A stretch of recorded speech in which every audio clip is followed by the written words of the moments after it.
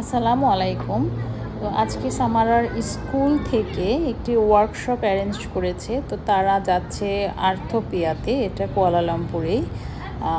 তো সেখানে সামারা তো সকালে ঘুম থেকে উঠে একদম চলে গেল। এটা মূলত মানে সায়েন্স টেকনোলজি স্টিম কার্নিভেল যেটা বলে, সেটাতে আর কি আর্ট সায়েন্সের ওপরে একটি তারা করবে, মানে ওয়ার্কশপ করবে। সেখানে তারা বানাবে হচ্ছে ন্যাচারাল সোপ তৈরি করবে, এবং সেখানে দুই ধরনের সোপ থাকবে, একটি সি সোপ, একটি ডাইনোসর সোপ বোম।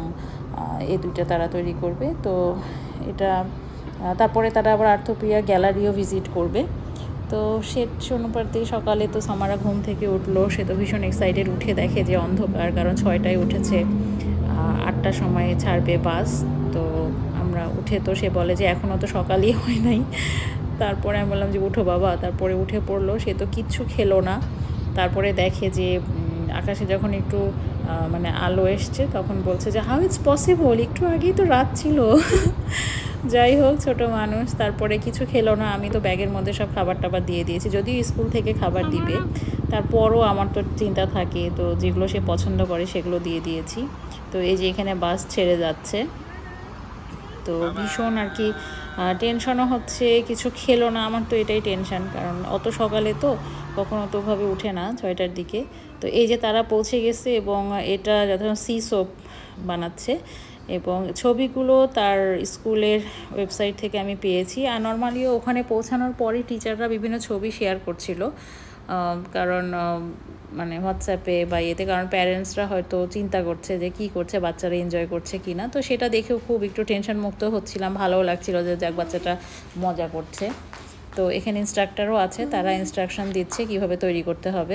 এরপর তারা তাদের যে আরেকটা ডাইনোসর সোপ আছে, সেটা এই যে গ্রুপ করে করে তৈরি করছে। তো এটা সামারাদের গ্রুপ। আমি শুধু সামারার ছবিগুলোই দিয়েছি, ছবি তো আরও অনেক ছিল।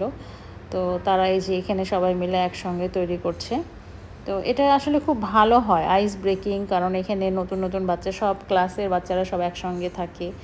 তো এখানে তাদেরকে খাবার দেওয়া হয়েছে, সেটা লাঞ্চ তারা খাচ্ছে। এটা নাসিব বিরিয়ানি, তারপরে ভিতরে আরও কী কী ছিল, নাগেটস, এগুলো ছিল। আর এখানে তারা ফেরার পথে সামারা না ঘুমিয়ে পড়েছিল, সেটার একটা ছবি আমি পেয়েছিলাম।